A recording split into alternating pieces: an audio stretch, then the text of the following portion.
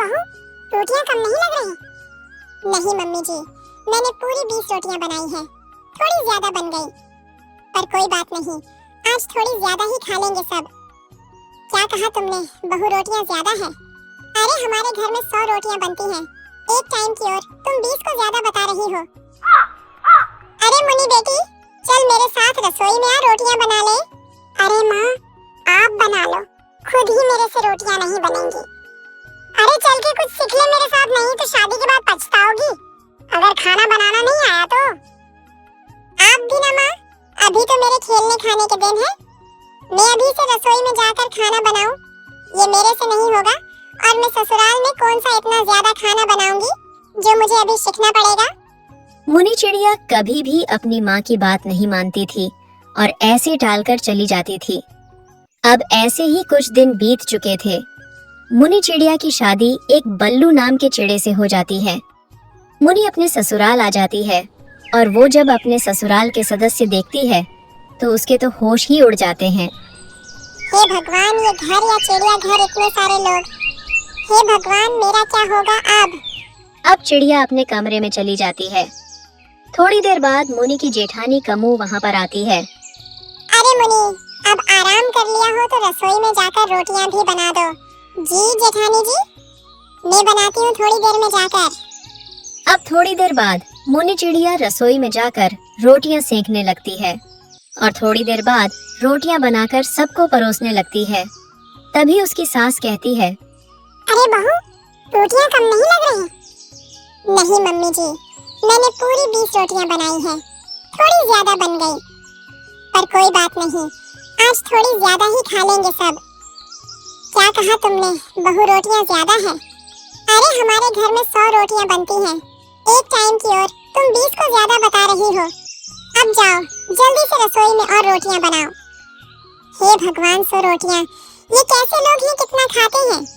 अब इस गर्मी में फिर से रोटियां बनाऊं? अब थोड़ी देर बाद मुन्नी चिड़िया फिर से रसोई में रोटी बनाने लगती है। गर्मी इतनी थी कि पूरी पसीने में भीग गई। अब थोड़ी देर में 100 रोटियां बनाकर सबको खिला देती है और अपने कमरे में जाकर आराम करने लगती है। तभी मुन्नी की ननंद लाडो आती है। अरे भाभी, कल सवेरे मेरी सहेलियां घर पर आएंगी तो उनके लिए खाना बनाना है। ठीक है दीदी। अब लाडो ऐसा बोलकर चली जाती है। मुझे तो आए हुए 2 दिन भी नहीं हुए और इस घर की नौकरानी बना दिया। अब अगले दिन सुबह मुन्नी रसोई में आ जाती है। अगर रोटियां बनाऊंगी तो बहुत टाइम लगेगा और ज्यादा भी बनानी है। इससे अच्छा तो मैं सबके लिए दाल चावल बना देती, जल्दी बन जाएगा।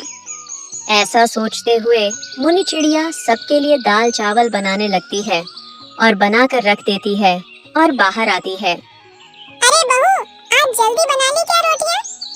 नहीं मम्मी जी, आज मैंने रोटियां नहीं बनाई, दाल चावल बना लिए हैं सबके लिए। क्या दाल चावल? अरे बहू, इस घर में दाल चावल कोई नहीं खाता, रोटियां बनाओ सबके लिए। अब मुन्नी चिड़िया गुस्से में रसोई में चली जाती है और इस भरी गर्मी में सबके लिए फिर से 100 रोटियां बनाती है और उसके बाद अपने कमरे में चली जाती है। अरे क्या हुआ पत्नी जी, तुम इतनी गुस्से में क्यों हो आज? अरे ये तुम्हारा घर है या चिड़िया घर? कितनी रोटियां खाते हैं? जब से आई हूँ तब से मुझे तो इस घर की नौकरानी बनाकर रख दिया। क्या सारा काम का ठेका मैंने ही ले रखा है? क्या मेरी थोड़ी सी भी मदद नहीं करते हैं? और ऊपर से 100 रोटियां बनवाते हैं। ऐसे ही चलता रहा तो मैं तो जल्दी ही मर जाऊंगी। ऐसे गुस्से में मुन्नी चिड़िया सो जाती है। अब अगले दिन सुबह मुन्नी चिड़िया 100 रोटियां बनाकर सबको परोसने आती है तो वो देखती है उसकी सास की छोटी बहन और उसका बेटा आया हुआ था।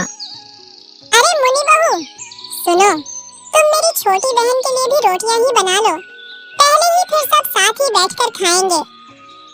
अब मुन्नी चिड़िया फिर से रसोई में आकर रोटी बनाने लगती है। तभी उसकी गर्मी से हालत खराब हो जाती है और वो चक्कर खाकर नीचे गिर जाती है और बेहोश हो जाती है। जब काफी देर तक मुन्नी चिड़िया बाहर नहीं जाती तो उनकी जेठानी आकर देखती है और मुन्नी को ऐसी हालत में देखकर डर जाती है और सबको बुलाती है। फिर डॉक्टर को बुलाते हैं। डॉक्टर साहब, क्या हुआ मेरी बहू को? इसकी ऐसी हालत कैसे हो गई? बहू के शरीर का पानी खत्म हो गया। गर्मी में पसीने की वजह से लगता है आप इससे गर्मी बहुत काम करवाते थे।